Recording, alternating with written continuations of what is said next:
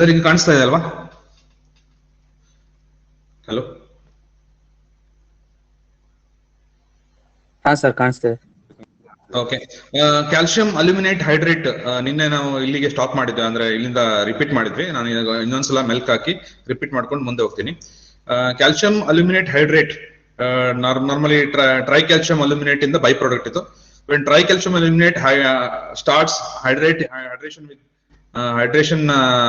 Start ಆದ್ರೆ, ಅಥವಾ when tricalcium aluminate reacts with water, the hydration take place. The hydration result ಏನಾಗುತ್ತೆ, calcium aluminate hydrate produce ಆಗುತ್ತೆ. ಅದೇ tricalcium silicate and dicalcium silicate ಅಲ್ಲಿ ಏನು produce ಆಗ್ತಿತ್ತು, ಕ್ಯಾಲ್ಸಿಯಂ ಸಿಲಿಕೇಟ್ ಹೈಡ್ರೇಟ್ ಪ್ರೊಡ್ಯೂಸ್ ಆಗಿತ್ತು plus calcium hydroxide produce ಆಗ್ತಿತ್ತು. ಇಲ್ಲಿ calcium aluminate hydrate produce ಆಗುತ್ತೆ. ಈ ಕ್ಯಾಲ್ಸಿಯಂ ಅಲ್ಯೂಮಿನೇಟ್ ಹೈಡ್ರೇಟ್ ಇಸ್ ಸ್ವಲ್ಪ stable compound, it's stable compound, but it is very reactive to the sulphate ಏನಾದ್ರು ಇತ್ತು ಅಂದ್ರೆ ಅದಕ್ಕೆ ಏನೋ ರಿಯಾಕ್ಟ್ ಆಗೋ ಚಾನ್ಸಸ್ ಇರುತ್ತೆ. ಮತ್ತೆ C3A ಅದು ಫಾಸ್ಟ್ ಆಗಿ ಹೈಡ್ರೇಟ್ ಆಗೋದು, ಅಂದ್ರೆ hydration process is very faster in C3A try calcium aluminate ಅಲ್ಲಿ. ಅದಕ್ಕೆ ಅದನ್ನ ಫ್ಲಾಶ್ ಸೆಟ್ ಅಂತ ಕರಿತೀವಿ ನಾವು. ಅದನ್ನ ಏನಂದ್ರೆ by immediate production of cement, formation of cement ಆಗುವಾಗ, ಕ್ಲಿಂಕರ್ ಪ್ರೊಡ್ಯೂಸ್ ಆಗುವಾಗ ಈ C3A ಏನಾಗುತ್ತೆ, ಫಸ್ಟ್ ಸೆಟ್ ಆಗುತ್ತೆ. ಅದು ಮಾಯಿಶ್ಚರ್, ಸ್ವಲ್ಪ ಮಾಯಿಶ್ಚರ್ ಇದ್ರೂ ಬೇಗ ಫ್ಲಾಶ್, ಅದಕ್ಕೆ ಫ್ಲಾಶ್ ಸೆಟ್ ಅಂತೀವಿ ನಾವು. ಆ ಫ್ಲಾಶ್ ಸೆಟ್ ಆಗ್ಬಾರ್ದು ಅಂತ ಜಿಪ್ಸಮ್ ಆಡ್ ಮಾಡ್ತೀವಿ. ಓಕೆ, ಇನ್ನೊಂದು ಏನಂತಂದ್ರೆ ಇದು ಕಾಂಟ್ರಿಬ್ಯೂಟ್ ಸ್ಟ್ರೆಂತ್ ಗೆ ಅಷ್ಟು ಕಾಂಟ್ರಿಬ್ಯೂಟ್ ಮಾಡಲ್ಲ. Tricalcium aluminate will not contribute much to the strength, ಅಂದ್ರೆ as compare to dicalcium silicate and tricalcium silicate. Okay, and presence of ಏನಾದ್ರು ಸಲ್ಫೇಟ್ಸ್ ಏನಾದ್ರು ಇತ್ತು ಅಂದ್ರೆ ಅದು ಸಲ್ಫೇಟ್ ಜೊತೆ ರಿಯಾಕ್ಟ್ ಆಗಿ ಅಟ್ರಿಂಜಿಟ್ ಫಾರ್ಮ್ ಮಾಡಿ, or it will create an deterioration in concrete. ಅಂದ್ರೆ ಕಾಂಕ್ರೀಟ್ ನ ಪುಡಿ ಮಾಡಾಕತ್ತೆ, ಒಂಥರ ಕಾಂಕ್ರೀಟ್ ನ ಹೊಡೆದಾಕುತ್ತೆ ರಿಯಾಕ್ಷನ್ ಆಗಿ. ಅದ ವಾಲ್ಯೂಮ್ ಶ್ರಿಂಕೇಜ್ ಮತ್ತೆ ರ್ಯಾಪಿಡ್ ಡ್ರೈಯಿಂಗ್ ಪ್ರೊಸೆಸ್ ಅಲ್ಲಿ ಇನ್ವಾಲ್ವ್ ಆಗಿ ಅದು ಏನಾಗುತ್ತೆ, ಕ್ಯಾಲ್ಸಿಯಂ ಅಲ್ಯೂಮಿನೇಟ್ ಹೈಡ್ರೇಟ್ ಏನಾದ್ರು ಇದ್ರೆ ಅದ್ರ ಪ್ರೆಸೆನ್ಸ್ ಅಲ್ಲಿ ಅದು ಕ್ಯಾಲ್ಸಿಯಂ ಅಲ್ಯೂಮಿನೇಟ್ ಹೈಡ್ರೇಟ್ ಸಲ್ಫೇಟ್ ಜೊತೆ ರಿಯಾಕ್ಟ್ ಆಗಿ ಒಂದು ಕಂಪೌಂಡ್ ಫಾರ್ಮ್ ಆಗುತ್ತೆ. ಆ ಕಂಪೌಂಡ್ ಇಸ್ ಹೈಲಿ ವಾಲಟೈಲ್, ಅದ್ರದ್ದು ಏನು ವಾಲ್ಯೂಮ್ ಶ್ರಿಂಕೇಜ್ ಆಗೋ ಚಾನ್ಸಸ್ ಇರುತ್ತೆ. ಅಲ್ಲಿಂದ ಕಾಂಕ್ರೀಟ್ ಏನಾಗುತ್ತೆ, ಡಿಟರೇಟ್ ಆಗಿ ಕ್ರ್ಯಾಕ್ ಬರೋಕ್ ಚಾನ್ಸಸ್ ಇರುತ್ತೆ ಸಲ್ಫೇಟ್ ಅಟ್ಯಾಕ್ ಇಂದ. Next tetra calcium aluminoferrite. ಇದು ಇನ್ನೊಂದು ಟೈಪ್ ಆಫ್ ಬೋಕ್ಸ್ ಕಂಪೌಂಡ್. ಇದರಿಂದ ಆಗುವಂತ ಹೈಡ್ರೇಷನ್ ಪ್ರೋಸೆಸ್ ಆದ್ರೆ ಇದು ಅಲ್ಲೂ ಕೂಡ ಸೇಮ್ ರಿಸಲ್ಟ್ ಬರುತ್ತೆ. Calcium aluminoferrite of tetra calcium aluminoferrite ಏನಿದೆ, ಅಲ್ಲೂ ಕೂಡ ಕ್ಯಾಲ್ಸಿಯಂ ಅಲ್ಯೂಮಿನೋ ಹೈಡ್ರೇಟ್ ಫಾರ್ಮ್ ಆಗುತ್ತೆ, ಕ್ಯಾಲ್ಸಿಯಂ ಫೆರಿಕ್ ಹೈಡ್ರೇಟ್ ಫಾರ್ಮ್ ಆಗುತ್ತೆ. So calcium ferric hydrate form ಆಗುತ್ತೆ. ಇಲ್ಲಿ ಕ್ಯಾಲ್ಸಿಯಂ ಫೆರಿಕ್ ಹೈಡ್ರೇಟ್ ಏನಂದ್ರೆ ಇದು ಕೂಡ ಕಂಪೇರ್ ಟು C3A ಇಲ್ಲಿ ಇದು ರೆಸಿಸ್ಟೆಂಟ್ ಟು ಸಲ್ಫೇಟ್ ಅಟ್ಯಾಕ್ ಚೆನ್ನಾಗಿರುತ್ತೆ. ಅಂದ್ರೆ ಅಷ್ಟು ಸಲ್ಫೇಟ್ ಅಟ್ಯಾಕ್ ಜೊತೆ ಅಷ್ಟು ಬೇಗ ಇದಾಗಲ್ಲ C3A ಕಂಪೇರ್ ಮಾಡಿದ್ರೆ. ಅಂಡ್ ಇಲ್ಲಿ ಅಷ್ಟೇ, ಬಿಕಾಸ್ ಇಲ್ಲಿ it's a filler material, it's a kind of filler material. ಇಲ್ಲಿ ಏನು it will not support much for the strength contribution ಅಷ್ಟಿರಲ್ಲ. C4AF ಇಸ್ ಅಡ್ವಾಂಟೇಜ್ ಏನು ಅಂತಂದ್ರೆ ಅದ್ರದ್ದು lowering the clinkering temperature lower ಮಾಡಿ ಅದರ್ ಪ್ರಾಡಕ್ಟ್ಸ್ ಏನಿದೆ ಅದನ್ನ ರೆಡಿ ಆಗೋಕೆ ಹೆಲ್ಪ್ ಮಾಡುತ್ತೆ. ಅದು ಅಂದ್ರೆ ಅದನ್ನ ಫಾರ್ಮ್ ಆಗೋಕೆ ಹೆಲ್ಪ್ ಆಗುತ್ತೆ. And also act as a filler material and responsible for grey colour. Cement grey colour ಯಾಕೆ ಅಂತಂದ್ರೆ that is because of tetra calcium aluminoferrite. ಈ ಟೆಟ್ರಾ ಕ್ಯಾಲ್ಸಿಯಂ ಅಲ್ಯೂಮಿನೋಫೆರೇಟ್ ಅಲ್ಲಿ ಅದರಲ್ಲೂ ಸ್ಪೆಷಲ್ ಆಗಿ ಯಾವ್ದು ಕಲರ್ ಕೊಡೋದಂದ್ರೆ ಫೆರಿಕ್. ನಾರ್ಮಲಿ ನಿಮ್ಗೆ ಕ್ವಶನ್ ಅಲ್ಲಿ ಕೊಟ್ರೆ ಫೆರಿಕ್ ಆಕ್ಸೈಡ್ ಆರ್ C4AF ಅಲ್ಲಿ ಫೆರಿಕ್ ಆಕ್ಸೈಡ್ ಇರೋದ್ರಿಂದ C4AF ಅಂತ ಕೊಟ್ಟು C4AF ಅಲ್ಲಿ ಫೆರಿಕ್ ಏನಿರುತ್ತೆ ಅದು ಸ್ವಲ್ಪ ನಿಜವಾಗ್ಲೂ ಬಣ್ಣ ಕೊಡೋದು. Okay, gel space ratio. What is gel space ratio? A gel space ratio is a ratio of volume of space to the total space of available. Athwa it's a ratio of volume of hydrated cement paste which forms a CS6 calcium silicate hydrate in form agutte to the ratio of volume of total volume of hydrated cement paste plus capillary pore, including capillary pores. In pores irutte adella total volume ಏನು ಬರುತ್ತೆ ಅದನ್ನು ಸೇರಿಸಿ ನಾವು ಅದನ್ನ ratio ಮಾಡಿದ್ರೆ ಅದಕ್ಕೆ ನಾವು gel space ratio ಅಂತ ಕರಿತೀವಿ. ಓಕೆ, ಪವರ್ಸ್ ಅಂಡ್ ಬರ್ನಾರ್ಡ್ ಏನು ಈ gel space ratio relation between the strength ನ ಇದು ಮಾಡಿದ್ದು ಫಸ್ಟ್ ಅರೈವ್ ಮಾಡಿದ್ದು. ಈ ತರ relation between the compressive strength and gel space ratio ಈ ತರ ಬರುತ್ತೆ. It's like kind of parabolic curve ಬರುತ್ತೆ. ಇದನ್ನ ನಾವು ಇದ್ರ ಸ್ಟಡಿ ಮಾಡ್ಕೋಬಹುದು. ಅರ್ಥ ಮಾಡ್ಕೋಬೇಕಂತಂದ್ರೆ ಜೆಲ್ ಸ್ಪೇಸ್ ರೇಷಿಯೋ ಇನ್ಕ್ರೀಸ್ ಆದಂಗೆ ಸ್ಟ್ರೆಂತ್ ಕೂಡ ಇನ್ಕ್ರೀಸ್ ಆಗ್ತಾ ಹೋಗುತ್ತೆ. ನೋಡಿ ಜೆಲ್ ಸ್ಪೇಸ್ ರೇಷಿಯೋ 0.8 ಆದಂಗೆ ಏನು 100 Newton per millimetre square cube strength ಬರೋ ಚಾನ್ಸಸ್ ಇರುತ್ತೆ. ಅಂದ್ರೆ ಜೆಲ್ ಸ್ಪೇಸ್ ರೇಷಿಯೋ ಇನ್ಕ್ರೀಸ್ ಆದಂಗೆ ಸ್ಟ್ರೆಂತ್ ಕೂಡ ಇನ್ಕ್ರೀಸ್ ಆಗುತ್ತೆ. ಓಕೆ, ಜೆಲ್ ಸ್ಪೇಸ್ ರೇಷಿಯೋ 100% ಬರೋದಿಲ್ಲ. ಓಕೆ, ಇಲ್ಲಿ ಜೆಲ್ ಸ್ಪೇಸ್ ರೇಷಿಯೋ ಏನು ಅದರದ್ದು ಇಫೆಕ್ಟ್ಸ್ ಏನು ಅಂತ ಹೇಳ್ಬೇಕಂತಂದ್ರೆ, gel space ratio higher the gel space ratio ಜಾಸ್ತಿ ಆದಂಗೆ ಪೊರೋಸಿಟಿ ಡಿಕ್ರೀಸ್ ಆಗುತ್ತೆ, ಪೊರೋಸಿಟಿ ರೆಡ್ಯೂಸ್ ಆಗುತ್ತೆ. ಅಂದ್ರೆ ಪೋರಸ್ ಏನಿರುತ್ತೆ ಅದು ರೆಡ್ಯೂಸ್ ಆಗುತ್ತೆ and increase the strength of the concrete strength reduce ಆಗುತ್ತೆ. ಅದೇ ವಾಟರ್ ಸಿಮೆಂಟ್ ರೇಷಿಯೋ ಇನ್ಕ್ರೀಸ್ ಆದ್ರೆ ಹೈಯರ್ ಆದ್ರೆ ಜೆಲ್ ಸ್ಪೇಸ್ ರೇಷಿಯೋ ಡಿಕ್ರೀಸ್ ಆಗುತ್ತೆ ಅಥವಾ ಪೊರೋಸಿಟಿ ಇನ್ಕ್ರೀಸ್ ಆಗುತ್ತೆ, ಸ್ಟ್ರೆಂತ್ ಕೂಡ ಡಿಕ್ರೀಸ್ ಆಗುತ್ತೆ. Then with the increase in age ಆಗ್ತಾ ಇದ್ದಂಗೆ degree of hydration process is long process, lengthy process. ಅದನ್ನ ಆಗ್ತಾ ಹೋಗುತ್ತೆ, ಡಿಗ್ರಿ ಆಫ್ ಹೈಡ್ರೇಷನ್ ಆಗ್ತಾ ಹೋದಂಗೆ ಏನಾಗುತ್ತೆ ಜೆಲ್ ಸ್ಪೇಸ್ ರೇಷಿಯೋ ಕೂಡ ಏನಾಗುತ್ತೆ ಇನ್ಕ್ರೀಸ್ ಆಗ್ತಾ ಹೋಗುತ್ತೆ. ಅದು ಸ್ಟ್ರೆಂತ್ ಕೂಡ ಇನ್ಕ್ರೀಸ್ ಆಗ್ತಾ ಹೋಗುತ್ತೆ. ಬೈ ಹೈಡ್ರೇಷನ್ ಪ್ರೊಸೆಸ್ ಆಗ್ತದಂಗೆ ಸ್ಟ್ರೆಂತ್ ಕೂಡ ಇನ್ಕ್ರೀಸ್ ಆಗ್ತಾ ಹೋಗುತ್ತೆ. ದೆನ್ ನೆಕ್ಸ್ಟ್ ಪಾಯಿಂಟ್ ಏನಿರುತ್ತೆ, strength of the concrete bears specific relation with the gel space ratio. That is parabolic curve ಆಗ್ಲಿ ನೋಡಿದ್ವಿ. ಈಗ y is equal to 240x³ ಏನಿದೆ, ದಿಸ್ ಇಸ್ ಪ್ಯಾರಾಬೋಲಿಕ್ ಇಕ್ವೇಶನ್. ಈ ಪ್ಯಾರಾಬೋಲಿಕ್ ಇಕ್ವೇಶನ್ ಏನು, y ಅಂದ್ರೆ strength of the concrete, x ಅಂದ್ರೆ gel space ratio. ಈ parabolic equation ಹಾಕಿದ್ರೆ ನಮಗೆ ಇಂಡೈರೆಕ್ಟ್ ಆಗಿ ಸ್ಟ್ರೆಂತ್ ಸಿಗುತ್ತೆ. Only when we compare gel space ratio ಮತ್ತೆ ಸ್ಟ್ರೆಂತ್ ನ ಕಂಪೇರ್ ಮಾಡೋದ್ರೆ ನಾವು ಈ ಇಕ್ವೇಶನ್ ನ ಯೂಸ್ ಮಾಡಬಹುದು. ದೆನ್ ಇದಿಷ್ಟು. ದೆನ್ ವಾಟರ್ ರಿಕ್ವೈರ್ಮೆಂಟ್ ಫಾರ್ ಹೈಡ್ರೇಷನ್ಗೆ ಎಷ್ಟು ವಾಟರ್ ಬೇಕಾಗುತ್ತೆ ಅಂತ ನಾವು ಎಸ್ಟಿಮೇಟ್ ಮಾಡೋದಾದ್ರೆ ಬೈ ಕ್ಯಾಲ್ಕುಲೇಷನ್ ಇದರಲ್ಲಿ ಏನು C3S ಗೆ ಒಂದು 24% ಆಫ್ ವಾಟರ್ ಬೇಕು. C2S ಗೆ ಅಂದ್ರೆ ಟ್ರೈಕ್ಯಾಲ್ಸಿಯಂ ಸಿಲಿಕೇಟ್ ಗೆ 24%, ಡೈಕ್ಯಾಲ್ಸಿಯಂ ಸಿಲಿಕೇಟ್ ಗೆ 21%. ಇದನ್ನೆರಡು ಅವರೇಜ್ ಮಾಡಿದ್ರೆ ನಮ್ಗೆ 23% ಆಫ್ ವಾಟರ್ ನಮ್ಗೆ ಬೇಕಾಗುತ್ತೆ. ಬಟ್ ಇದೇನ್ 23% of water which combines with the cement and sand, ಇದನ್ನ ಏನು ಹೈಡ್ರೇಷನ್ ಗೆ ಬೇಕಾಗಿರುವಂತ ವಾಟರ್ ಇದು. ಈ ಹೈಡ್ರೇಷನ್ ಬೇಕಾಗಿರುವಂತ ವಾಟರ್ ನಾವೇನಂತೀವಿ ಬೌಂಡ್ ವಾಟರ್ ಅಂತೀವಿ. ಅಂದ್ರೆ ಅದು it actually bonds the cement to form a gel, ಅದೇ CS ಜೆಲ್ ಫಾರ್ಮ್ ಆಗುತ್ತೆ. CS calcium silicate hydrate gel form ಆಗಕ್ಕೆ ಹೆಲ್ಪ್ ಆಗುತ್ತೆ. But if you use only 23%, ಅಂದ್ರೆ 23% ನಾವು ಯೂಸ್ ಮಾಡಿದ್ರೆ ಏನಾಗುತ್ತೆ, the complete hydration process start ಆಗಕ್ಕೆ ಕಷ್ಟ ಆಗುತ್ತೆ. ಯಾಕಂದ್ರೆ ಅದು ಕಂಪ್ಲೀಟ್ ಎಲ್ಲದಕ್ಕೂ ರೀಚ್ ಆಗಲ್ಲ. ಈಗ ಆತರ ಕಂಡೀಷನ್ ಅಲ್ಲಿ the certain quantity of water gel pore ಅಲ್ಲೂ ಕೂಡ ಒಂದ್ ಸ್ವಲ್ಪ ವಾಟರ್ ಉಳ್ಕೊಳ್ಳುತ್ತೆ. ಅವಾಗ ಜಾಸ್ತಿ ವಾಟರ್ ಆದಾಗ this water is known as gel water ಅಂತ ಕರಿತೀವಿ. ಈಗ ಫಾರ್ ಎಕ್ಸಾಂಪಲ್ ಜೆಲ್ ವಾಟರ್ ನ ಏನು ಕಾಂಪ್ಲಿಮೆಂಟರಿ ಟು ಈಚ್ ಅದರ್, ಅಂದ್ರೆ if quantity of water is inadequate to fill up the gel pores, formation of gel itself full stop. ಅಂದ್ರೆ gel water ಪೋರ್ಗೆ water ಇಲ್ಲ ಅಂತಂದ್ರೆ ಅಂದ್ರೆ ಏನು ಜೆಲ್ ಫಾರ್ಮೇಶನ್ ಆಗೋದಲ್ಲ, ಅಂದ್ರೆ CSH ಫಾರ್ಮ್ ಆಗಕ್ ಆಗಲ್ಲ. ಅದಕ್ಕೆ ನಾವೇನ್ ಮಾಡ್ತೀವಿ, it is further estimated that 15% of the extra water percentage of water to the cement is added.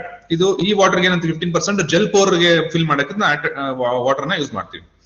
Totally ಎಷ್ಟಾಯ್ತು, 38% of water is added by the weight of the cement. 38% by water by weight of the cement is required for the complete chemical reaction. ಈ ಏನು hydration process start ಆಗಬೇಕು ಅಂತಂದ್ರೆ ನಮ್ಗೆ water requirement of hydration ಎಷ್ಟು, minimum water requirement of 38% minimum water ಬೇಕು. ಅಲ್ಲಿ 23% what we are on for the hydration purpose, and remaining water is a gel pore to within the gel pore space ಅಲ್ಲಿ ಏನಾಗುತ್ತೆ ಅದನ್ನ acquire ಮಾಡಕ್ಕೆ ತಗೊಳುತ್ತೆ. But if we put extra water 38% ಗಿಂತ ಜಾಸ್ತಿ excess water ನಾವು ಯೂಸ್ ಮಾಡ್ತೀವಿ ಅಂತಂದ್ರೆ then there will be a formation of ಏನು ಕ್ಯಾಪಿಲರಿ ಆಕ್ಟಿವಿಟಿ ಅಂದ್ರೆ ಕ್ಯಾಪಿಲರಿ ಪೋರ್ಸ್ ಆಗಿ ಅದ ಪೋರಸ್ ಇಂದ there will be porous even if you add 38% also. ಯಾಕಂದ್ರೆ ಜೆಲ್ ಪೋರ್ ವಾಟರ್ ಅಲ್ಲಿ ಇರುತ್ತೆ, ಆದ್ರೆ ಅದು ಇಂಟರ್ ಕನೆಕ್ಟ್ ಆಗಿರಲ್ಲ.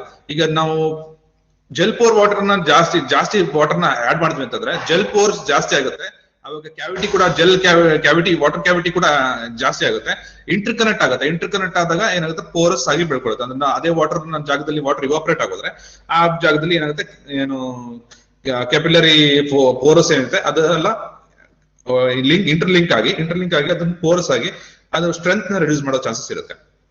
Therefore, on the other hand, if more than 30% water is used, the excess water will cause undesirable capillary activity. And the excess water hakre capillary activity ಜಾಸ್ತಿ ಆಗುತ್ತೆ.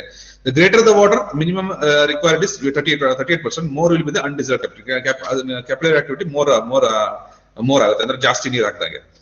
ಇಲ್ಲಿ ಈ figure ಅಲ್ಲಿ ನೋಡೋದಾದ್ರೆ ನಾವು ಇಲ್ಲಿ ವಾಟರ್ ಹಾಕಿದೀವಿ. Water which is combined with cement, ಇದು ಸಿಮೆಂಟ್ ಪಾರ್ಟಿಕಲ್. ಸಿಮೆಂಟ್ ಜೊತೆ ಆದಾಗ ಅದು ಜೆಲ್ ಪೋರ್ ಏನು CSH ಜೆಲ್ ಫಾರ್ಮ್ ಆಗಕ್ಕೆ ಹೆಲ್ಪ್ ಆಗುತ್ತೆ.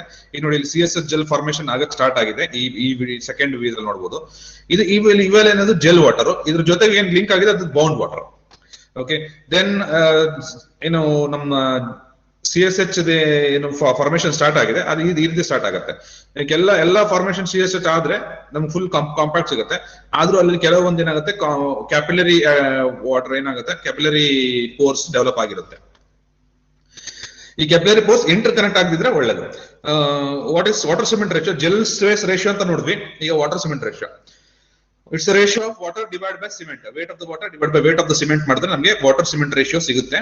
ಈ ವಾಟರ್ ಸಿಮೆಂಟ್ ರೇಷಿಯೋ ಒಂದು ಲಾ ಅಂತ ಇದೆ. ಏನಂದ್ರೆ ವಾಟರ್ ಸಿಮೆಂಟ್ ರೇಷಿಯೋ ಲಾ ಏನೇಳುತ್ತೆ, Abrams water cement ratio law states that strength of the concrete is dependent on the water cement ratio. ಅಂದ್ರೆ ಸ್ಟ್ರೆಂತ್ ಗೆ ವಾಟರ್ ಸಿಮೆಂಟ್ ರೇಷಿಯೋಗೆ ಏನಿಗೆ ಇನ್ವರ್ಸ್ಲಿ ಪ್ರಪೋರ್ಷನಲ್ ಅಂತ ಹೇಳ್ತಾರೆ. ಇನ್ವರ್ಸ್ಲಿ ಪ್ರಪೋರ್ಷನಲ್ ಅಂದ್ರೆ ಒಂದ್ ಜಾಸ್ತಿ ಆದ್ರೆ ಇನ್ನೊಂದು ಕಡಿಮೆ ಆಗುತ್ತೆ, ಇನ್ನೊಂದು ಕಡಿಮೆ ಆದ್ರೆ ಇನ್ನೊಂದು ಜಾಸ್ತಿ ಆಗುತ್ತೆ. ಅಂದ್ರೆ ಆತರ ಇನ್ವರ್ಸ್ಲಿ ಪ್ರಪೋರ್ಷನಲ್ ಅಂತೀವಿ ನಾವು.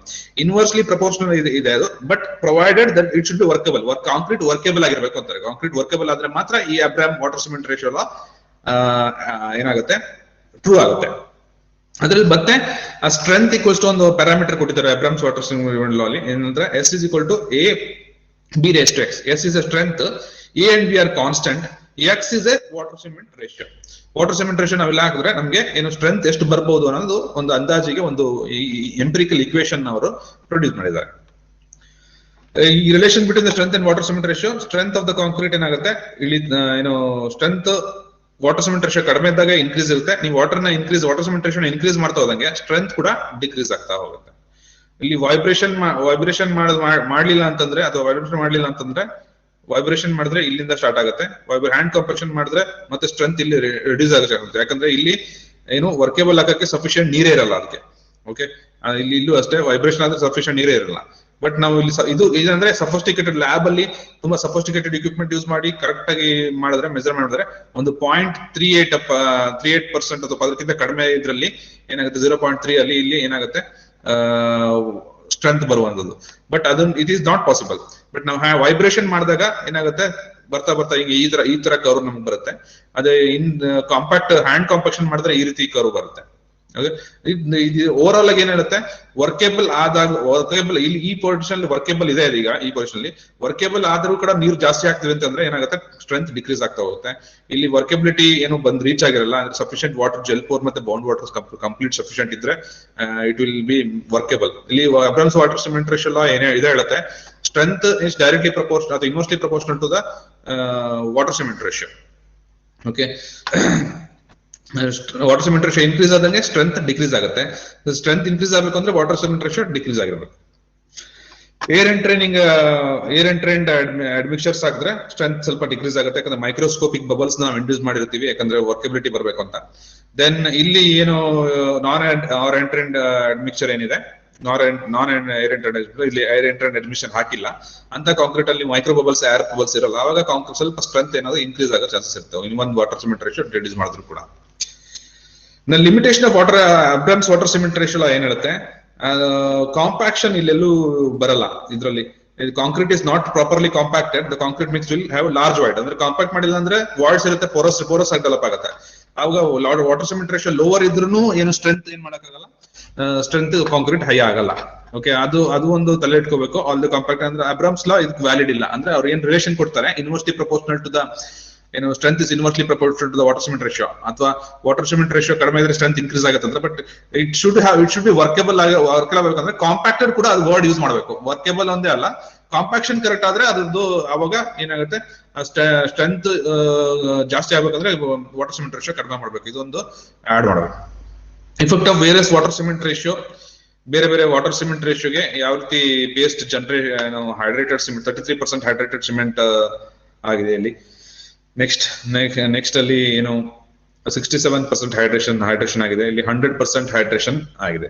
ಇಲ್ಲಿ ಅನ್ಹೈಡ್ರೇಟೆಡ್ ಸಿಮೆಂಟ್ ಆದ್ರೂ ಸ್ವಲ್ಪ ಉಳ್ಕೊಳ್ಳುತ್ತೆ, ಅಂದ್ರೆ ಅದು ಲೆಂದಿ ಪ್ರೊಸೆಸ್ ಅಲ್ಲಿ ಲಾಂಗ್ ಟೈಮ್ ಅಲ್ಲಿ ಹೈಡ್ರೇಷನ್ ಆಗ್ತಾನೆ ಇರುತ್ತೆ. Hydration is a continuous process in cement. Product ಏನ್ ಜನತೆ CSH ಪ್ರಾಡಕ್ಟ್ ಆಗೋದು, ಇದು ಏನ್ ಪ್ರಾಡಕ್ಟ್ಸ್ ಆಫ್ ಹೈಡ್ರೇಷನ್ ಅಂದ್ರೆ CHS ಅಂಡ್ ಕ್ಯಾಲ್ಸಿಯಂ ಹೈಡ್ರಾಕ್ಸೈಡ್, ಏನು ಕ್ಯಾಲ್ಸಿಯಂ ಟ್ರೈಕ್ಯಾಲ್ಸಿಯಂ ಅಲ್ಲಿ ಏನ್ ಹೈಡ್ರೇಷನ್ ಪ್ರಾಡಕ್ಟ್, ಯಾವ್ದು ಹೈಡ್ರೇಷನ್ ಪ್ರಾಡಕ್ಟ್ C3S C2S ಮಾದ್ರೆ ಟ್ರೈಕ್ಯಾಲ್ಸಿಯಂ ಸಿಲಿಕೇಟ್ ಮತ್ತೆ ಡೈಕ್ಯಾಲ್ಸಿಯಂ ಸಿಲಿಕೇಟ್ ಹೈಡ್ರೇಷನ್ ಆದ್ರೆ CSH ಮತ್ತೆ ಕ್ಯಾಲ್ಸಿಯಂ ಹೈಡ್ರಾಕ್ಸೈಡ್ ಪ್ರೊಡ್ಯೂಸ್ ಆಗುತ್ತೆ. ಅದಲ್ಲದೆ ಇಲ್ಲಿ C3A ಇಂದ ಕ್ಯಾಲ್ಸಿಯಂ ಅಲ್ಯೂಮಿನೇಟ್ ಹೈಡ್ರೈಡ್ ಪ್ರೊಡ್ಯೂಸ್ ಆಗುತ್ತೆ. ಇವೆಲ್ಲ ಬೈ ಪ್ರಾಡಕ್ಟ್ಸ್. ಆ ಪ್ರಾಡಕ್ಟ್ಸ್ ಅದ್ರಲ್ಲಿ ಇದೆ ಅಂತ ಮೆನ್ಷನ್ ಅಲ್ಲ, ಆಲ್ಮೋಸ್ಟ್ ಹೈಡ್ರೇಷನ್ ಪ್ರಾಡಕ್ಟ್ ಏನಂತ ಅದನ್ನ ಈ ಸಿಂಬಲ್ ಅಲ್ಲಿ ತೋರಿಸಿದ್ದಾರೆ, ಅಂದ್ರೆ ಈ ಹ್ಯಾಚಿಂಗ್ ಅಲ್ಲಿ. ಕೆಪಿಲರಿ ವಾಟರ್, ಎಕ್ಸ್ಟ್ರಾ ವಾಟರ್ ಏನ್ ಆಡ್ ಮಾಡ್ತೀವಿ ಅದು ಕೂಡ ಇರುತ್ತೆ.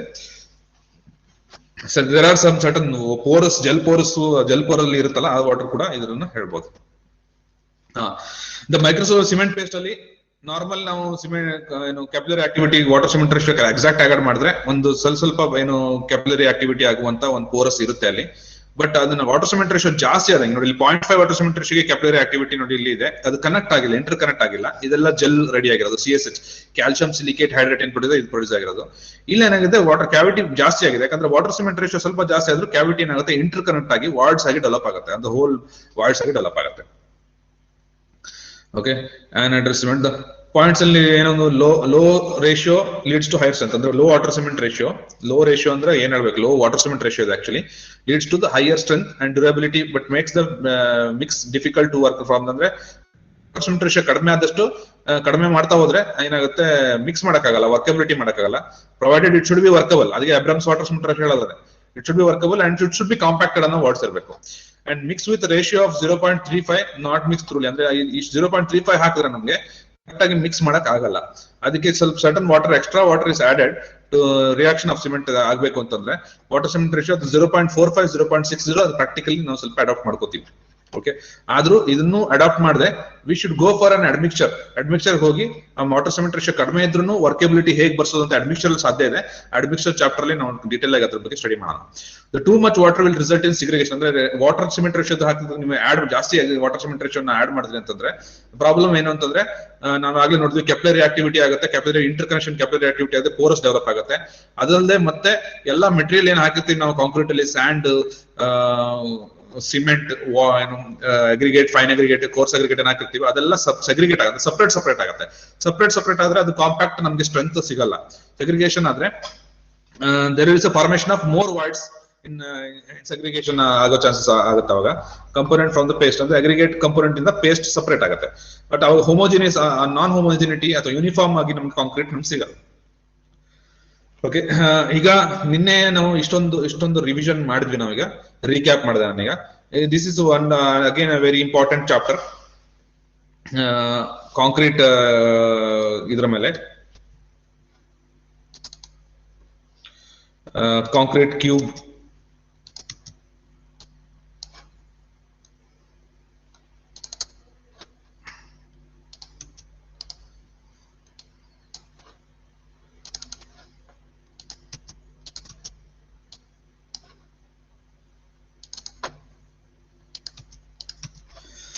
ಓಕೆ,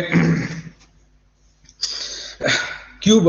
ಈಗ ಕಾಂಕ್ರೀಟ್ ನ ನಾವು ಸ್ಟ್ರೆಂತ್ ನ ಕ್ಯಾಲ್ಕುಲೇಟ್ ಮಾಡ್ಬೇಕಂತಂದ್ರೆ, ಸ್ಟ್ರೆಂತ್ ನ ಕೇಳ್ಕೊಡ್ಬೇಕಂದ್ರೆ ನೀವು ನಮ್ಮ ಕಾಲೇಜಲ್ಲಿ ಹ್ಯಾಂಡ್ ಕಾಂಪ್ಯಾಕ್ಟೆಡ್ CTM ಮಷಿನ್ ಇದೆ, ನೋಡ್ಬೇಕು. ಕಂಪ್ರೆಷನ್ ಟೆಸ್ಟಿಂಗ್ ಮಷಿನ್ ಅಂತೀವಿ ನಾವು ಇದಕ್ಕೆ.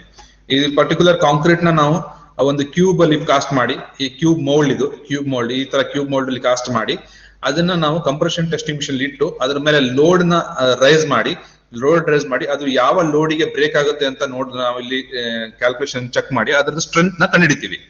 ಓಕೆ, ಈ ಮೌಲ್ಡ್ ಯಾವ ಸೈಜ್ ಇರುತ್ತೆ ಅಂತಂದ್ರೆ 150 mm into 150 mm into 150 mm.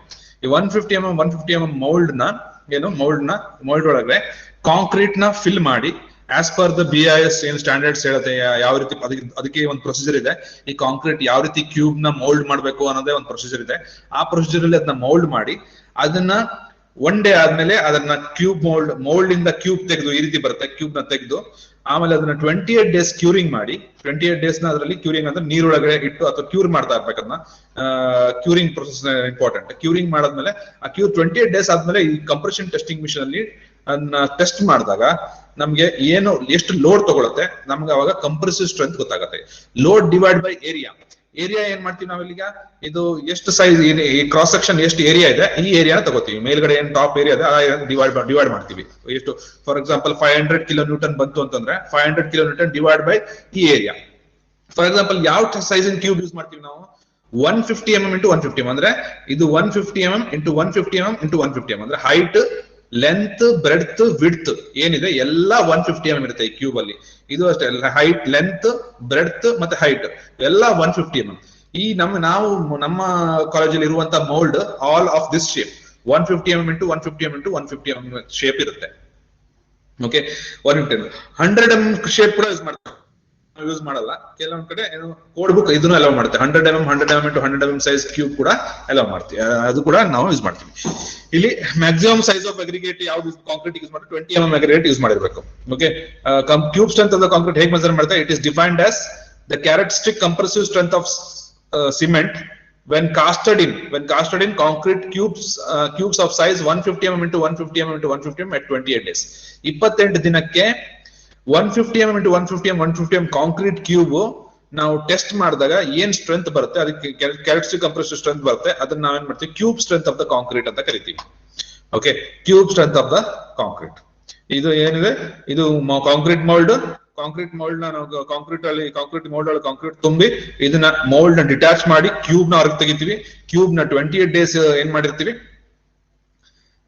Curing ಮಾಡ್ತೀವಿ. ಆ 28 ಡೇಸ್ ಕ್ಯೂರಿಂಗ್ ಮಾಡಾದ್ಮೇಲೆ ಇದನ್ನ ಕಂಪ್ರೆಷನ್ ಟೆಸ್ಟಿಂಗ್ ಮೆಷಿನ್ ಇಟ್ಟು ಅದನ್ನ ಟೆಸ್ಟ್ ಮಾಡ್ತೀವಿ. ಟೆಸ್ಟ್ ಮಾಡಿದ್ಮೇಲೆ ಅದ್ರದ್ದು ಏನು ಲೋಡ್ ತಗೊಳುತ್ತೆ ಅದನ್ನ ಆ load divide by this area, ಯಾವ ಏರಿಯಾ ಯಾವ ಕ್ಯೂಬ್ ಯೂಸ್ ಮಾಡಿದ ಅದ್ರ ಏರಿಯಾ ಏನಿದೆ ಡಿವೈಡ್ ಮಾಡಿದ್ರೆ ನನಗೆ ಕಂಪ್ರೆಸಿವ್ ಸ್ಟ್ರೆಂತ್ ಗೊತ್ತಾಗುತ್ತೆ. Compressive strength of concrete, cube strength of the concrete ಗೊತ್ತಾಗುತ್ತೆ. Okay, structure of the concrete. Concrete ಅನ್ನ ನಾವು ನೋಡಿದ್ರೆ ಯಾವ ಇದರಲ್ಲಿ ಏನು ಮೈಕ್ರೋಸ್ಕೋಪಿಕ್ ಅಥವಾ ಇದರಲ್ಲಿ ನೋಡಿದ್ರೆ concrete is a multiphase material. ಮಲ್ಟಿಫೇಸ್ ಅಂದ್ರೆ ಎರಡು, there are so many phases of the material. ಅಲ್ಲಿ for example cement hydrated cement paste ಇದೆ, ಮತ್ತೆ ಅಗ್ರಿಗೇಟ್ ಪೇಸ್ಟ್ ಇದೆ, ಮತ್ತೆ ಇನ್ನು ಬೇರೆ ಬೇರೆ ಮೂರ್ ಕೈಂಡ್ ಆಫ್ ಫೇಸ್ ಬರುತ್ತೆ ಅದರಲ್ಲಿ. ಮಲ್ಟಿಫೇಸ್ ಅಂತೀವಿ ಅದಕ್ಕೆ. Concrete is a multiphase material. Cement paste ಇದೆ ಅದರಲ್ಲಿ, ಸಿಮೆಂಟ್ ಪೇಸ್ಟ್ ಅಥವಾ anhydrated or hydrated compounds, fluids, aggregate and discontinuities etcetera. ಇದು ಬೇರೆ ಬೇರೆ ಫೇಸ್ ಮೆಟೀರಿಯಲ್ ಬರುತ್ತೆ ಅದರಲ್ಲಿ. The overall mechanical and physical properties such as composite system depend upon the volume fraction and the properties of various constituent and mechanism of the interaction, whether mechanical, physical, chemical between the separate phases. ಈಗ ಇಲ್ಲಿ ಏನಂತ ಹೇಳ್ತಾರೆ, aggregate, ಇಲ್ಲಿ aggregate cement particles ಇರುತ್ತೆ, ಮತ್ತೆ aggregate ಇರುತ್ತೆ concrete ಒಳಗಡೆ. Concrete ಒಳಗೆ ಅಗ್ರಿಗೇಟ್ ಇರುತ್ತೆ. ಇಲ್ಲಿ ಈಗ ಅಗ್ರಿಗೇಟ್ ಒಂದು ಫೇಸ್ ಅಂತ ತಗೊಂಡ್ರೆ, ಹೈಡ್ರೇಟೆಡ್ ಸಿಮೆಂಟ್ ಏನಿರುತ್ತೆ, ಸಿಮೆಂಟ್ ಏನ್ ಹೈಡ್ರೇಟ್ ಇರುತ್ತೆ ಅದು ಕೂಡ ಒಂದು ಫೇಸ್ ಅಂತ ತಗೋತೀವಿ. ಓಕೆ, ಅದರಿಂದ ಮಲ್ಟಿ ಫೇಸ್ ಅಂತ ಹೇಳ್ತೀವಿ. ಫಾರ್ ಎಕ್ಸಾಂಪಲ್ ಇದು ಅಗ್ರಿಗೇಟ್, ಇಲ್ಲಿ ಏನ್ ಕಾಣ್ತದೆ ಇದು ಅಗ್ರಿಗೇಟ್, ಇದು ಈ ಬ್ಲಾಕ್ ಕಾರ್ಡ್ಸ್ ಅಂತ ಕೊಟ್ಟಿದ್ದಾರೆ ಅಗ್ರಿಗೇಟ್. ಇದು ಸಿಮೆಂಟ್ ಪೇಸ್ಟ್. ಇದು ಈಗ ಏನ್ ಕಾಣ್ತಿದೆ ಇಲ್ಲಿ ಈ ರೀಜನ್ ಅಲ್ಲಿ ಕಾಣ್ತದೆ ಸಿಮೆಂಟ್ ಪೇಸ್ಟ್. ಅಂದ್ರೆ ಮೂರು ಫೇಸ್ ಇದೆ ಅಂತಂದ್ರೆ ಏನಂದ್ರೆ, ಇದು ಹೈಡ್ರೇಟೆಡ್ ಸಿಮೆಂಟ್ ಪೇಸ್ಟ್ ಫೇಸ್ ಇದು ಒಂದು, ಮತ್ತೆ ಅಗ್ರಿಗೇಟ್ ಒಂದು ಫೇಸ್ ಅಂತ ತಗೊಂಡ್ರೆ, ನೆಕ್ಸ್ಟ್ ಇದ್ರ ಮಧ್ಯದಲ್ಲಿ ಒಂದು ಜಂಕ್ಷನ್ ಒಂದಿದೆ, ಅದು ಒಂದು ಫೇಸ್ ಅಂತ ತಗೋತೀವಿ. ಓಕೆ, ಟ್ರಾನ್ಸಿಷನ್ ಝೋನ್ ಅಂದ್ರೆ ಏನು ಅಂತ ಅಲ್ಲಿ. Okay, what is transition zone? Transition zone ಅಂತಂದ್ರೆ, normally concrete is generally considered as 2 phase material, 2 phase material ಅಂತ ಕನ್ಸಿಡರ್ ಮಾಡ್ತಾರೆ ಜನರಲ್ ಆಗಿ ನೋಡೋದಾದ್ರೆ. ಒಂದು ಏನಂತಂದ್ರೆ ಇದು ಅಗ್ರಿಗೇಟ್, ಇದು cement paste. Aggregate and cement paste ಅಂದ್ರೆ phase and aggregate phase. Paste ಇದು ಸಿಮೆಂಟ್ ಮತ್ತೆ ವಾಟರ್ ಏನಾಗಿ ಸಿಮೆಂಟ್ ಪೇಸ್ಟ್ ಏನ್ ಆಗಿದೆ, ಇದು ಸ್ಟೋನ್ ಅಂದ್ರೆ ಅಗ್ರಿಗೇಟ್, ಏನು ಜಲ್ಲಿ ಕಲ್ಲು ಅಂತೀವಿ, ಅದು ಅಗ್ರಿಗೇಟ್ ಫೇಸ್ ಅಂದ್ರೆ ಅಗ್ರಿಗೇಟ್ ಜೊತೆ ಒಂದು ಫೇಸ್, ಅದೊಂದು ಫೇಸ್ ಆಗಿರುತ್ತೆ. ಎರಡು 2 phase ಮೆಟೀರಿಯಲ್, ಅದು ಮಲ್ಟಿ ಫೇಸ್ ಮೆಟೀರಿಯಲ್ ಅಂತ ಕರೀತಾರೆ. ಅದ್ರಲ್ಲಿ ನಾವು 2 phase ಮೆಟೀರಿಯಲ್ ಅಂತ ಕಂಡ್ರೆ ಒಂದು ಫೇಸ್ ಪೇಸ್ಟ್ ಫೇಸ್, ಇನ್ನೊಂದು aggregate phase. At macro level ಅಂದ್ರೆ ದೊಡ್ಡದಾಗಿ ನಾನು ಕಾಂಕ್ರೀಟ್ ನ ನೋಡಿದಾಗ, aggregate particles are dispersed in the matrix of the cement paste. ಅಂದ್ರೆ ಅಗ್ರಿಗೇಟ್ ಎಲ್ಲ ಕಡೆ ಹರಡ್ಕೊಂಡಿರುತ್ತೆ, ಸ್ಪ್ರೆಡ್ ಆಗಿ ಸಿಮೆಂಟ್ ಪೇಸ್ಟ್ ಒಳಗೆ ಹೋಮೋಜಿನಿಯಸ್ ಆಗಿ ಡೆವಲಪ್ ಇರುತ್ತೆ, ಸ್ಪ್ರೆಡ್ ಆಗಿರುತ್ತೆ. ಮೈಕ್ರೋಸ್ಕೋಪಿಕ್ ಲೆವೆಲ್ ಅಲ್ಲಿ ನೋಡಿದಾಗ, ಮೈಕ್ರೋಸ್ಕೋಪಿಕ್ ಅಂತ ತುಂಬಾ ನೋಡಿ, ಇದು ಮೈಕ್ರೋಸ್ಕೋಪಿಕ್ ಪಿಕ್ಚರ್. ಇದು ಈ ಮೈಕ್ರೋಸ್ಕೋಪಿಕ್ ಪಿಕ್ಚರ್ ನೋಡಿದಾಗ ಅಗ್ರಿಗೇಟ್ ನೋಡಿ, ಇಷ್ಟು ದೊಡ್ಡ ಅಗ್ರಿಗೇಟ್, ಇದು ಸಿಮೆಂಟ್ ಪೇಸ್ಟ್. ಅದನ್ನ ಮೈಕ್ರೋಸ್ಕೋಪ್ ಅಲ್ಲಿ ಇಟ್ಟಾಗ ನೋಡಿದಾಗ the complexity of the concrete begins to show up. ಅಂದ್ರೆ ಕಾಂಪ್ಲೆಕ್ಸಿಟಿ ಅಲ್ಲಿ ಗೊತ್ತಾಗುತ್ತೆ. ಅಲ್ಲಿ ಈ ಜಂಕ್ಷನ್ ಅಲ್ಲಿ ಹೈಡ್ರೇಟೆಡ್ ಸಿಮೆಂಟ್ ಪೇಸ್ಟ್ ಮತ್ತೆ ಅಗ್ರಿಗೇಟ್ ಏನಿದೆ ಅದ್ರದ್ದು ಎಲ್ಲಿ ಮೀಟ್ ಆಗುತ್ತೆ, ಆ ಈ ಜಂಕ್ಷನ್ ಏನಿರುತ್ತೆ, ಲಾರ್ಜ್ ಪಾರ್ಟಿಕಲ್ ಜಂಕ್ಷನ್ ಇರುತ್ತೆ, this area consider third phase. ಇದಕ್ಕೆ ಥರ್ಡ್ ಫೇಸ್ ಅಂತ ಕರೀತಾರೆ. ಈ ಥರ್ಡ್ ಫೇಸ್ ಗೆ ಟ್ರಾನ್ಸಿಷನ್ ಝೋನ್ ಅಂತ ಹೆಸರು. ಓಕೆ, ಥರ್ಡ್ ಫೇಸ್ ಗೆ ಟ್ರಾನ್ಸಿಷನ್ ಝೋನ್ ಅಂತ ಹೆಸರು. ಇನ್ನೊಂದ್ಸಲ ಹೇಳ್ತೀನಿ, concrete is a multiphase material. Multiphase material there are so many phases. ಏನು ಅಗ್ರಿಗೇಟ್ ಫೇಸ್ ಬರುತ್ತೆ, ಸಿಮೆಂಟ್ ಫೇಸ್ ಬರುತ್ತೆ, ಮತ್ತೆ ಇಂಟೀರಿಯರ್ ಟ್ರಾನ್ಸಿಷನ್ ಝೋನ್ ಅದು ಕೂಡ ಫೇಸ್ ಬರುತ್ತೆ. ಇಲ್ಲಿ ಏನು ಸಿಮೆಂಟ್ ಫೇಸ್ ಏನಿದೆ ಅಥವಾ ಅಗ್ರಿಗೇಟ್ ಫೇಸ್ ಏನಿದೆ, ಅದ್ರ ಮಧ್ಯೆ ಅದರದ್ದು ಏನು ಅಟ್ಯಾಚ್ಮೆಂಟ್ ಇದೆ, ಅದ್ರ ಜಂಕ್ಷನ್ ಏನಿದೆ, ಅದು ಎರಡು ತಾಗೋ ಏನು ಅಟ್ಯಾಚ್ಮೆಂಟ್ ಇದೆ, ಅದಕ್ಕೆ ನಾವು ಟ್ರಾನ್ಸಿಷನ್ ಝೋನ್ ಅಂತ ಕರಿತೀವಿ. ಈ ಟ್ರಾನ್ಸಿಷನ್ ಝೋನ್ ಏನ್ ಅಂದ್ರೆ, ಇದು weak spot in the concrete. ಯಾಕೆ ವೀಕ್ ಸ್ಪಾಟ್ ಅಂತ ಕಾಂಕ್ರೀಟ್ ಮುಂದೆ ನಿಮ್ಗೆ ಅದು modulus of elasticity of concrete ಕಂಡುವಾಗ ನಾವು ಹೇಳ್ತೀವಿ, ಅದನ್ನ ಹೇಳ್ತೀನಿ. ಆದ್ರೂ ಇಲ್ಲೂ ಒಂದ್ಸಲ ನಾವು ಅದನ್ನ ನೋಡೋಣ. ಫಾರ್ ಎಕ್ಸಾಂಪಲ್ ಅಗ್ರಿಗೇಟ್ ಸ್ಟ್ರೆಂತ್ ಏನಿದೆ, aggregate is a brittle material, ಮತ್ತೆ ಅದ್ರ ಸ್ಟ್ರೆಂತ್ ಏನಿದೆ ಅದ್ರದ್ದು ಗ್ರಾಫ್ ಕೂಡ ನಮ್ಗೆ ಸ್ಟ್ರೇಟ್ ಆಗಿ ಬರುತ್ತೆ. ಓಕೆ, ಏನು ಸಿಮೆಂಟ್ ಪೇಸ್ಟ್ ಕೂಡ ಅದ್ರೂ ಕೂಡ ಸ್ಟ್ರೆಂತ್, ಅದಕ್ಕೆ ಸ್ಟ್ರೆಂತ್ ಇರುತ್ತೆ. ಬಟ್ ಈ ಜಂಕ್ಷನ್ ಇರುತ್ತೆ, ಅದು ನಾರ್ಮಲಿ ಕೋರಸ್ ಅಗ್ರಿಗೇಟ್ ಮತ್ತೆ ಹಾರ್ಡನ್ ಪೇಸ್ಟ್ ಎಲ್ಲಿ ಇಂಟರ್ಫೇಶಿಯಲ್ ರೀಜನ್ ಅಂತ ಕರಿತೀವಿ. The interfacial region between the particle. Coarse aggregate ಮತ್ತೆ ಹಾರ್ಡ್ ಸಿಮೆಂಟ್ ಪೇಸ್ಟ್ ಮಧ್ಯದಲ್ಲಿ ಒಂದು ಇಂಟರ್ಫೇಶಿಯಲ್ ರೀಜನ್ ಇದೆ, ಅದಕ್ಕೆ ನಾವು ಟ್ರಾನ್ಸಿಷನ್ ಝೋನ್ ಅಂತ ಕರಿತೀವಿ. ಆ ಟ್ರಾನ್ಸಿಷನ್ ಝೋನ್ ಯಾವತ್ತು ವೀಕ್ ಇರುತ್ತೆ, it is the weakest zone in the concrete. Transition zone is the weakest zone in the concrete. ಅಲ್ಲೇನ್ ಮಾಡುತ್ತೆ, ಅದು ಸ್ಟ್ರೆಂತ್ ಕಡಿಮೆ ಮಾಡೋದೇ transition zone. Actually mechanical behaviour of the concrete ನ ಕಡಿಮೆ ಮಾಡುತ್ತೆ, ಅಂದ್ರೆ ಸ್ಟ್ರೆಂತ್ ಪ್ರಾಪರ್ಟಿ, ಹಾರ್ಡ್ನೆಸ್ ಪ್ರಾಪರ್ಟಿ ಕಡಿಮೆ ಮಾಡೋದೇ ಏನು ಈ ಟ್ರಾನ್ಸಿಷನ್ ಝೋನ್. ಟ್ರಾನ್ಸಿಷನ್ ಝೋನ್ ಏನ್ ಕಡಿಮೆ ಮಾಡುತ್ತೆ, the quality of paste in the transition zone is poor. ಅಂದ್ರೆ ಅಲ್ಲಿ ಏನ್ ಜಂಕ್ಷನ್ ಇರುತ್ತೆ, ಅಗ್ರಿಗೇಟ್ ಮತ್ತೆ ಸಿಮೆಂಟ್ ಏನ್ ಜೊತೆ ಆಗೋ ಜಂಕ್ಷನ್ ಇರುತ್ತೆ, ಅಲ್ಲಿ ನಾವು ಸ್ವಲ್ಪ ವಾಟರ್ ಪಾರ್ಟಿಕಲ್ಸ್ ನಾವು ನೋಡಬಹುದು. ಮತ್ತೆ ಅದು ಯಾವತ್ತು ಪೋರಸ್ ಇರುತ್ತೆ, ಹೋಲ್ ಇರುತ್ತೆ, ಅಂದ್ರೆ ಪೋರಸ್ ಆಗ್ತಿತ್ತು ಜಾಸ್ತಿ ಅಲ್ಲಿ. ಅಂದ್ರೆ ಅಲ್ಲಿ ಪ್ರೊಡ್ಯೂಸ್ ಆಗುವಂತ ಸಿಮೆಂಟ್ ಪೇಸ್ಟ್ ಏನಿದೆ, ಅಲ್ಲಿ ಜಂಕ್ಷನ್ ಇರುವಂತ ಟ್ರಾನ್ಸಿಷನ್ ಝೋನ್ ಅಲ್ಲಿ ಅದು ಪೂರ್ ಕ್ವಾಲಿಟಿ ಇರುತ್ತೆ. ಡ್ಯೂ ಟು ಇಂಟರ್ನಲ್ ಬ್ಲೀಡಿಂಗ್ ಆಗಿರ್ಬೋದು, ವಾಟರ್ ಅಕ್ಯುಮುಲೇಷನ್ ಆಗಿರ್ಬೋದು, ಅಥವಾ ವಾಟರ್ ಅಕ್ಯುಮುಲೇಟ್ ಆದ್ರೆ ಪೋರಸ್ ಆಗುತ್ತೆ. ಅದು the bond between the paste and aggregate is generally reduce ಆಗುತ್ತೆ. ಈ ವಾಟರ್ ಅಕ್ಯುಮುಲೇಟ್ ಆಗಿರೋದ್ರಿಂದ ಮತ್ತೆ ಇಂಟರ್ನಲ್ ಬ್ಲೀಡಿಂಗ್ ಆಗಿರೋದ್ರಿಂದ ಅಥವಾ ವಾಟರ್ ಅಬ್ಸಾರ್ಪ್ಷನ್ ಆಫ್ ದ ಏನು ಅಗ್ರಿಗೇಟ್ ಇರೋದ್ರಿಂದ ಅಲ್ಲೇನಾಗುತ್ತೆ, ಆ junction between the water, this interfacial region between the coarse aggregate and harden cement paste ಏನಿದೆ, ಅದಲ್ಲಿ ಬಾಂಡ್ ಏನಾಗುತ್ತೆ, ರೆಡ್ಯೂಸ್ ಆಗುತ್ತೆ due to the accumulation of water or internal bleeding. ಈ ತರ due to shrinkage, dry shrinkage ಆದ್ರೆ, ಅಂದ್ರೆ ಅದ್ರಲ್ಲಿ dry ಆದಾಗ ಟ್ರಾನ್ಸಿಷನ್ ಝೋನ್ ಡೆವಲಪ್ಸ್ ಕ್ರ್ಯಾಕ್. ಅಲ್ಲಿ ಟ್ರಾನ್ಸಿಷನ್ ಏನಾಗುತ್ತೆ, ಅಲ್ಲಿ ಪೋರಸ್ ಇದ್ದಾಗ ಅಥವಾ ಅಲ್ಲಿ ಬಾಂಡ್ ವೀಕ್ ಆಯ್ತು ಅಂತಂದ್ರೆ ಅಲ್ಲಿ ಕ್ರ್ಯಾಕ್ ಡೆವಲಪ್ ಆಗುತ್ತೆ. ಆ ಜಂಕ್ಷನ್ ಅಲ್ಲೇ ಫಸ್ಟ್ ಕ್ರ್ಯಾಕ್ ಡೆವಲಪ್ ಆಗೋದು. ಈ transition zone develops micro cracks even before the structure is loaded. Structure load ಮಾಡಕ್ಕಿಂತ ಮುಂಚೆನೆ, ಅಥವಾ ಸ್ಟ್ರಕ್ಚರ್ ನಾವು ಏನು ಅದಕ್ಕೆ ಭಾರ ಹಾಕದೆ ಲೋಡ್ ಹಾಕಲಿಲ್ಲ ಅಂತಂದ್ರೂ ಕೂಡ ಅದರಲ್ಲಿ ಮೈಕ್ರೋ ಕ್ರ್ಯಾಕ್ಸ್ ಡೆವಲಪ್ ಆಗಿರುತ್ತೆ ಆಲ್ರೆಡಿ. ಅದಕ್ಕೆ ಹೇಳೋದು, ಅದಕ್ಕೆ ಇದನ್ನ ವೀಕೆಸ್ಟ್ ಝೋನ್ ಇನ್ ಕಾಂಕ್ರೀಟ್ ಅಂತ ಕರೆಯೋದು, ಅಥವಾ ವೀಕೆಸ್ಟ್ ಫೇಸ್ ಅಂತ ಕರೆಯೋದು.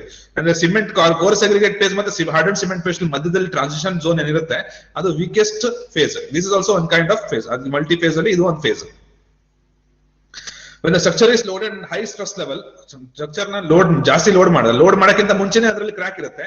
when it is loaded, high stress level hockey load ಮಾಡಿದಾಗ ಮೈಕ್ರೋ ಕ್ರ್ಯಾಕ್ಸ್ ಏನಾಗುತ್ತೆ, ಪ್ರಪೋಗೇಟ್ ಆಗುತ್ತೆ. ಮೈಕ್ರೋ ಕ್ರ್ಯಾಕ್ಸ್ ಡೆವಲಪ್ ಆಗುತ್ತೆ. ಮೈಕ್ರೋ ಕ್ರ್ಯಾಕ್ಸ್ ಬಿಗರ್ ಆಗುತ್ತೆ, ಕ್ರ್ಯಾಕ್ಸ್ ದೊಡ್ಡದಾಗಿ ಫೇಲಿಯರ್ಗೆ ಸಾಕಾಗುತ್ತೆ. ಅದಕ್ಕೆ transition zone is the weakest link of the concrete. ನೋಡಿ, ಇದೆ ಅಗ್ರಿಗೇಟ್, ಇದು ಅಗ್ರಿಗೇಟ್ ಫೇಸ್, ಇದು ಸಿಮೆಂಟ್ ಫೇಸ್.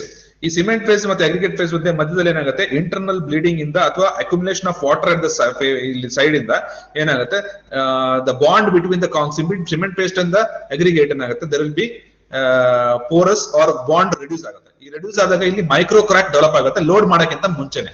ಈಗ ಮೈಕ್ರೋ ಕ್ರ್ಯಾಕ್ ಡೆವಲಪ್ ಆಯ್ತು ಅಂತಂದ್ರೆ ಏನಾಯ್ತು, ಈಗ ಅಲ್ಲಿ ಪೋರಸ್ ಆಗುತ್ತೆ, ಲೋಡ್ ತಗೊಳ್ಳೋ ಕೆಪಾಸಿಟಿ ಅದಕ್ಕೆ ಇರಲ್ಲ, ಅಂದ್ರೆ ಪೋರಸ್ ಆಗಿದೆ. ಈಗ ನಾವು ಲೋಡ್ ಹಾಕಿದಾಗ ಇಲ್ಲಿ ಫಸ್ಟ್ ಡೆವಲಪ್ ಆಗೋ ಕ್ರ್ಯಾಕ್ ಏನಂದ್ರೆ ಮೈಕ್ರೋ ಕ್ರ್ಯಾಕ್ ಡೆವಲಪ್ ಆಗಿದ್ದು ದೊಡ್ಡ ಬಿಗರ್ ಕ್ರ್ಯಾಕ್ಸ್ ಆಗಿ ಡೆವಲಪ್ ಆಗುತ್ತೆ. ಅಂದ್ರೆ ಟು ಫಾರ್ಮ್ ಇದರಲ್ಲಿ ವೀಕೆಸ್ಟ್ ಝೋನ್, ಇಲ್ಲಿಂದಾನೆ ಕ್ರ್ಯಾಕ್ ಡೆವಲಪ್ ಆಗ ಸ್ಟಾರ್ಟ್ ಆಗುತ್ತೆ. ಓಕೆ,